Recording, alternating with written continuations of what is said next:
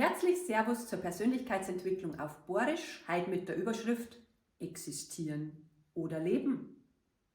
Es gibt das wunderschöne Sprichwort, durch die Leidenschaften lebt der Mensch, durch die Vernunft existiert er bloß.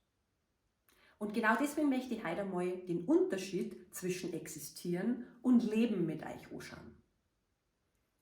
Hast du das vielleicht auch schon mal gesagt gekriegt? Das tut man nicht.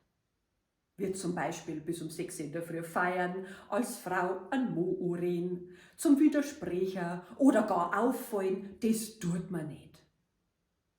Jetzt frage ich dich, wer sagt das? Wo steht das?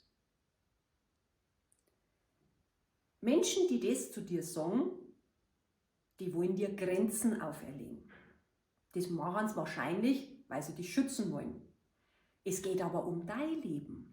Und deswegen meine Empfehlung an dich, wenn du was gut findest, dann tu es. Wenn du weißt, das und das ist deine Leidenschaft, das macht mir Spaß, dann tu es. Was Neues, was vielleicht gut für dich sein kann, probier es aus. Und wenn wieder mal einer sagt, das tut man nicht oder das macht man nicht, hinterfrag einfach, wer sagt das, wo steht das? Und so hast du ganz einfach, dir selber treu zu bleiben. Und seien wir doch mal ehrlich, auf dem Sterbebett hat noch nie einer gesagt, oh, ich hätte aber gern mehr gearbeitet oder ich war gern vernünftiger gewesen. Das sind doch genau die Erfahrungen, die wir jetzt sammeln, an die wir uns später gern erinnern. Und da will ich nicht vernünftig sein, sondern ich will einfach das Beste aus meinem Leben machen, was ich machen kann. Und das geht mit Leidenschaft.